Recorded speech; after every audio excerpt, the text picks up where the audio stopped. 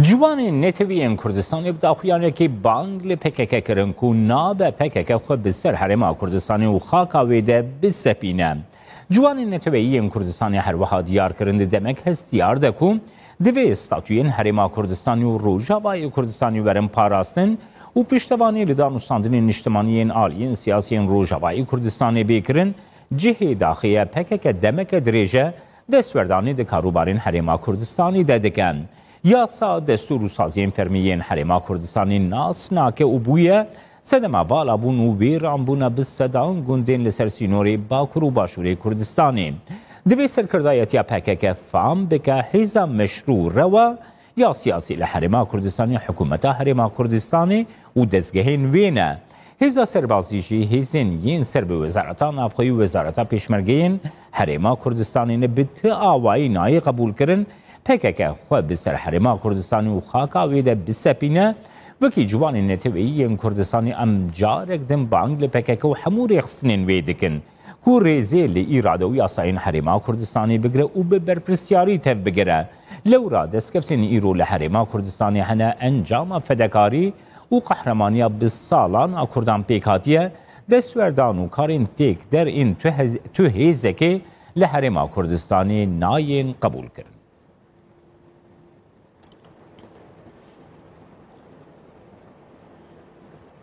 Belê kiryarên PKK li Herêma Kurdistanê Jiyan Tîmûrtaş pêvdarî rêxistina ciwanên Netewiyên Kurdistanê ji Diyarbekirê li gel min e.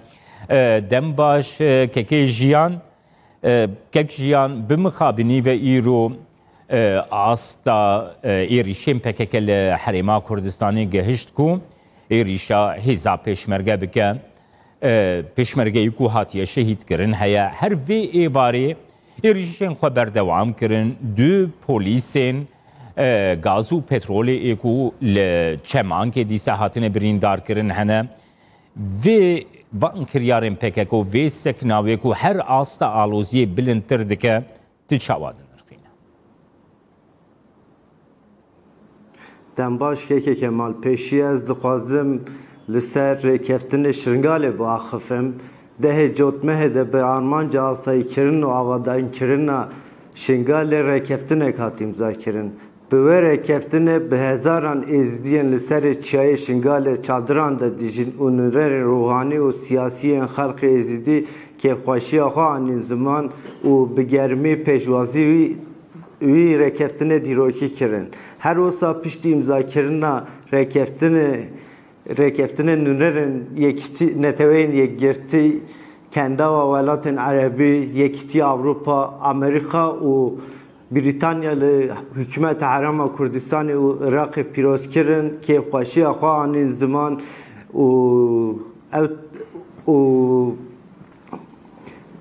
kêfxweşiya xwe anîn ziman û amaje wê yekê kirin ku demekî nêzik de xalên rêkeftinê werin bijîkirin.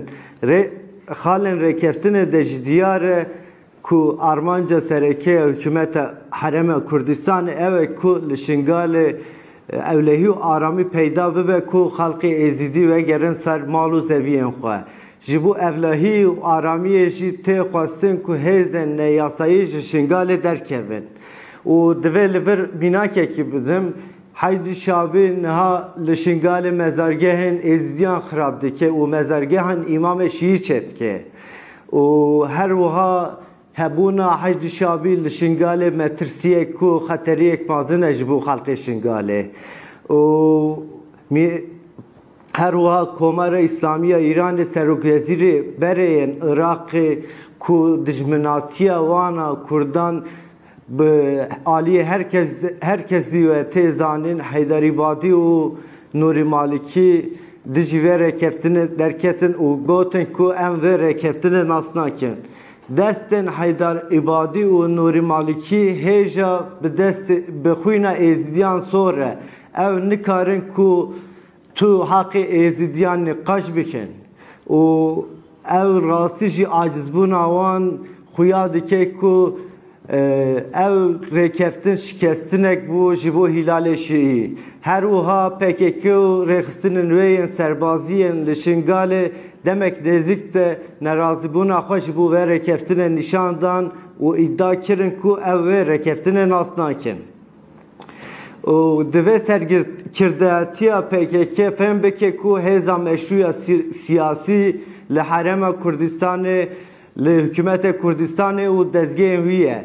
Hêzê serbazî jî girêdayî hêzên navxwe û hêzê Wezaretê Pêşmergeyên Herêma Kurdistanê ne.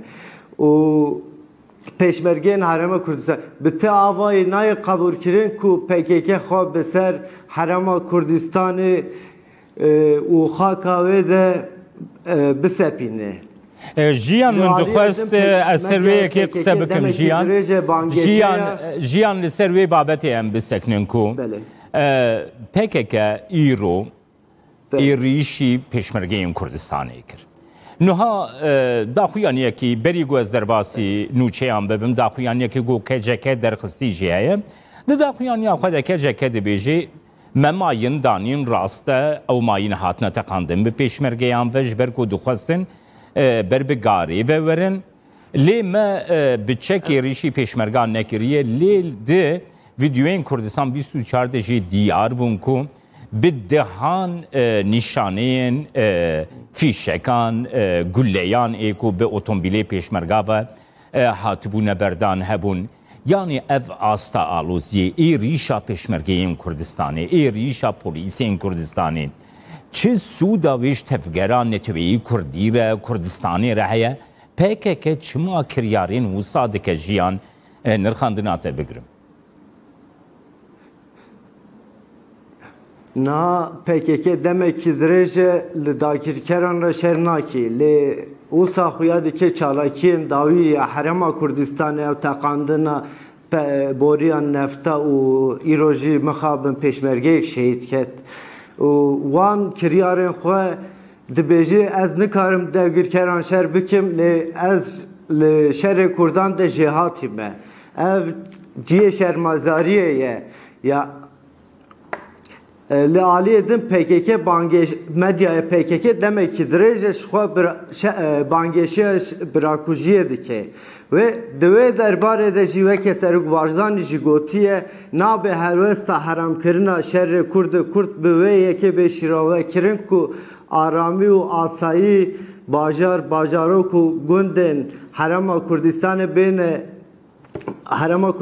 bêne tekdan û welatî bêne neçarkirin ku mal û warên xwe bi cih bêlin bibin qurbanî û bi neheq bên şehîdkirin û tu kes jî deng nekê. Ew ciyê şermazariyê ye di nava hemû aloziyan de ew hizbên li ser navê Kurdistanê bûnê li Bakurê Kurdistanê dikin ji pişta xwe bi agirên bangêşeya PKK germ dikin û bêdengin mixabin bûne bêşekî ji siyaseta PKK nerawa li Herêma Kurdistanê. Divê PKK û hemî rêxistinên wî rêzê li îrade û yasayên Herêma Kurdistanê bigire û berpirsiyarî te bigire. Jiyan ew babeta ku te girtî bi xwe desta jiyan ew babeta ku te bi xwe girtî desta. Niha PKK serveriya Tirkiye nas dike. PKK dibêje li Tirkiye ê me em komara demokratîk dixwazin. Li Sûriye daxwaza peywendiyê li gel rejîmê dike. Li Îranê jî xwe tu çalakî peywendiyeke ku li wê derê bi hereketa Kurdî rejîbê ya PKK tune ye. Li Herêma Kurdistanê PKK ji bo çi serveriya Kurdistanê nas nake, serveriyeka Kurd nas nake, desthilata Kurd û Kurdistan nas nake, îradeya Kurdistanê nas nake, ala Kurdistanê nas nake, nirxên Kurdistanê nas nake. Yani PKK bi van kiryarên xwe yani şiklekî rengekî nasnameyekî çawa didê rêxistina xwe wekî pêvdarê rêxistina ciwanên neteweyî Kurdistanê tu çi dibêje ser vê yek? Weke yani niha ev çalakiyên demên dawî û rêznegirtina Herêma Kurdistanê sedema hebûna PKK jî holê radike. Yani tek rêzê li hikûmetê Herêma hükümeti Haram Kurdistan'ı deve bir hükümeti Haram Kurdistan'ı meşruye u neye nikaşiye deskeftin İro ile Haram Kurdistan'ı hene encama fedakari u kahramaniye salana Kurdan pekatiye. Belejiyan Timurtaş gelek spasiyat etkim peyvdarê rexistina ciwanên neteweyên Kurdistanê ku ji Diyarbekirê tûrgelmem.